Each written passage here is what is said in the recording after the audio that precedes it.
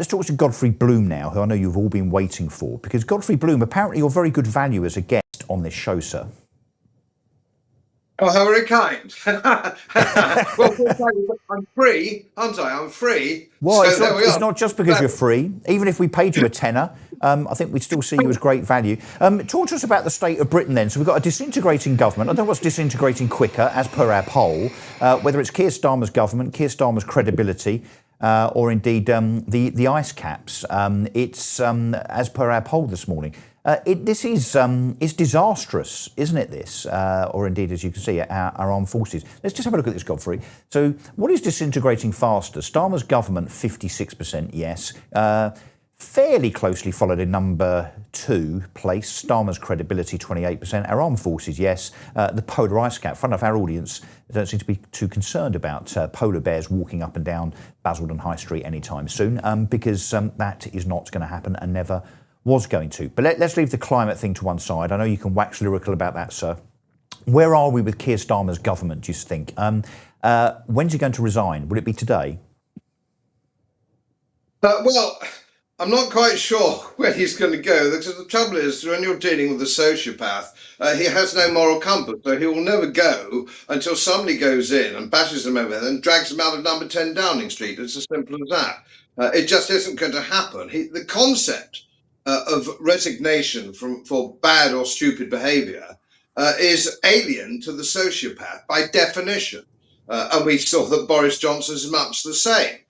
Boris Johnson tore up the peace agreement between the Ukraine and the Russian Federation in 2022, sleeps very tightly, 1 million dead Ukrainians later. These people aren't like us, Russell. They're not like us. They're bonkers.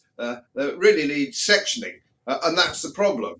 But your producer asked me to just have a word or two about John Healey's resignation. I'd like to cover that, perhaps. Yeah, you fill your boots, sir.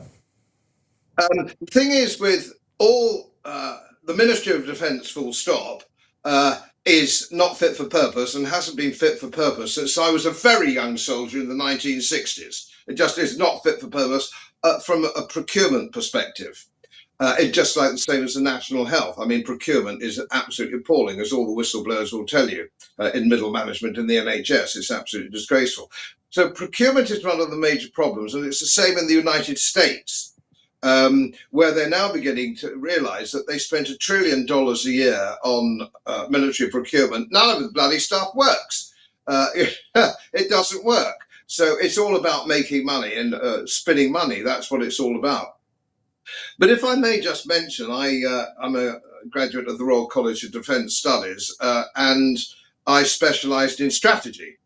So I am, if you will, a trained and experienced strategist. I've given papers to the Defence University, the Joint Service Staff College, on the matters of geopolitical military strategy. And the problem is not whether John Healey comes or goes.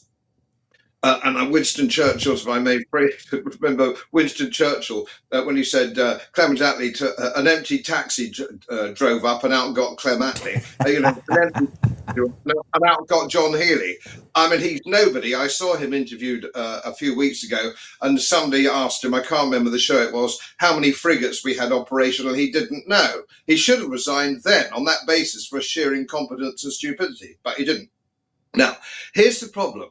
Here's the problem that the Ministry of Defence has, and it is something I know something about.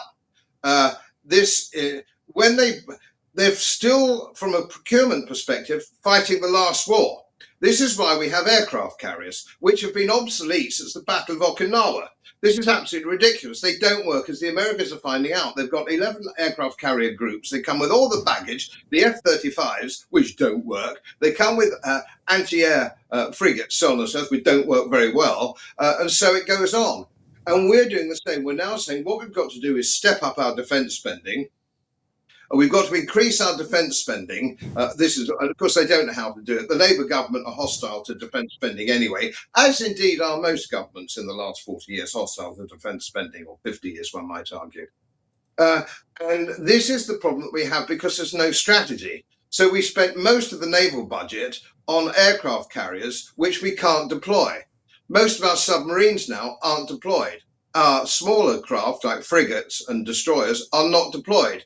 They don't work. We have an army which is woke. Goodness knows how they're going to fight. I expect the guards are probably still all right, or one or two regiments. They have to do a health and safety check, Godfrey, don't they, before they fix bayonets?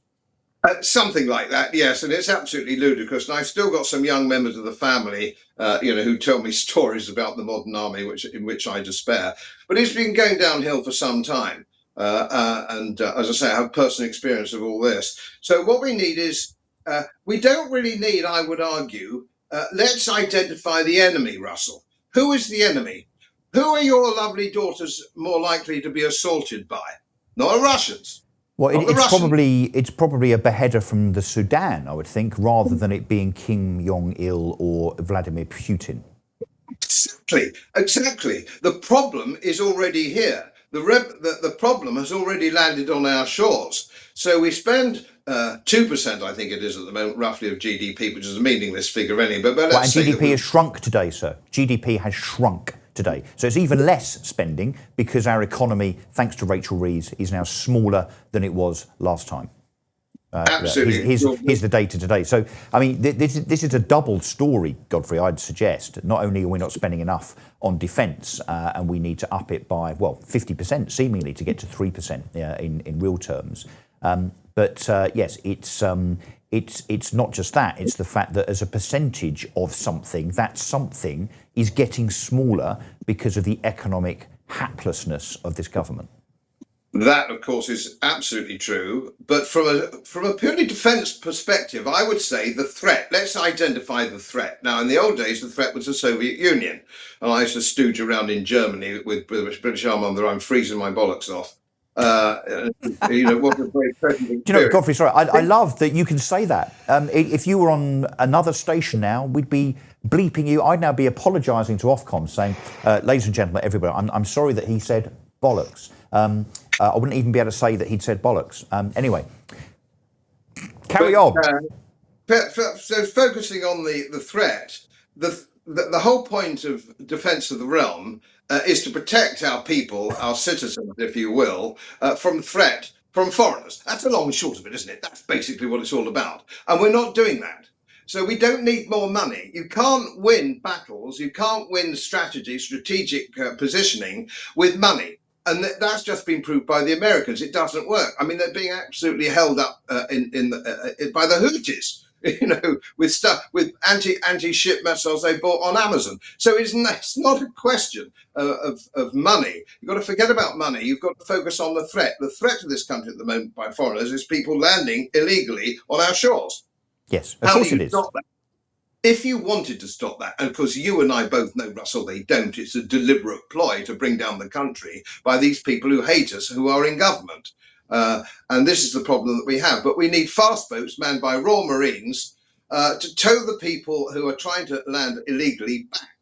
That's what we need. But Godfrey, sorry, that is just way too simple and sensible, isn't it? To actually put a physical deterrent by way of the small number of service personnel that we have left in the very place that is being crossed by those, some of whom that might wish to harm us. I mean, that's way too simple. I did hear, Godfrey, actually, here's one of the reasons, apparently, that this government, apart from its lack of political will, one of the reasons that we don't put some kind of frigate, apart from the fact that they're all being mended, or ribs in the channel to stop these migrants coming over, is because apparently the armed forces now, and the leadership of the armed forces, are so woke that they apparently would refuse. Now, if you were the Defence Secretary, Godfrey, and obviously, look, you're a man that's been around politics and the military for a number of years. If an admiral said to you, as Cabinet Secretary for Defence, or indeed if you were Prime Minister, no, sorry, mate, I am not going to do that, what would the consequence be for that particular admiral that refused to carry out the orders of the government?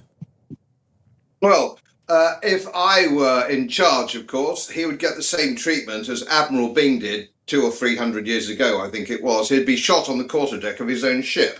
Perfectly straightforward, no messing about. But let me explain why. Because a lot of your viewers, Russell, will be saying, how did we get here? What's the problem? And why is the senior military woke? Well, let me tell you this, and I know this from personal experience. I can tell you this for fact.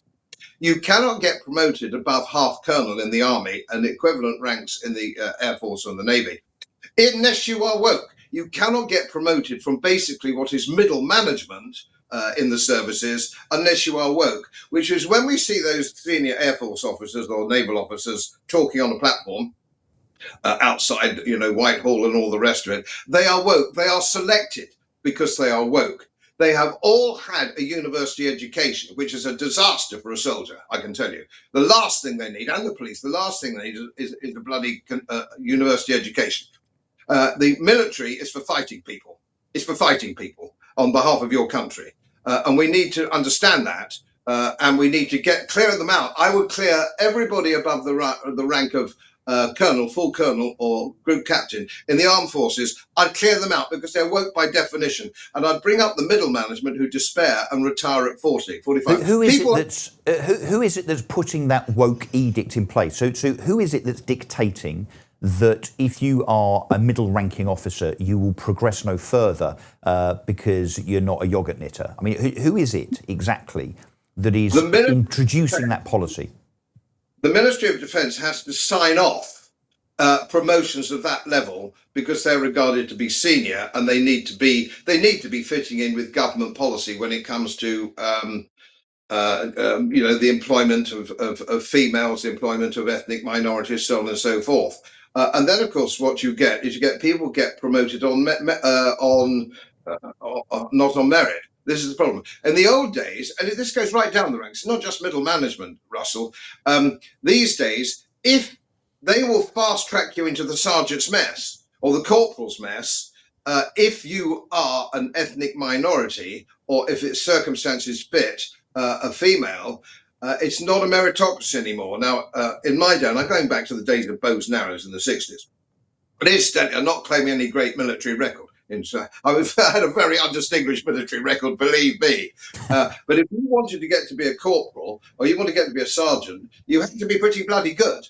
And it was by demonstration. You had your time as another rank to go up the ladder, and they would all know you and understand you. But now the CO, even down at battalion level, says, how many ethnic minorities do you have in your sergeant's mess? And he has to tick a box. He has to say 3, 4. So Godfrey, I know who I would have as Defence Secretary, and it would be you. So hold that thought, because there might be a change of government at some point in the next 3 years, maybe even sooner than that, as per the rumours, depending on what's happening also right now in Westminster, which we're going to take you to.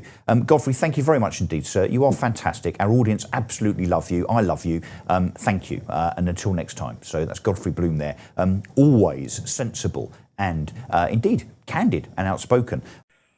As most of you know, my work is very heavily independently research-based, and I get my information from all over the world. It would help if you press the subscribe button and the little bell next to it, because the more subscribers I have, the more likely it is that international independent research institutes will share their material with me.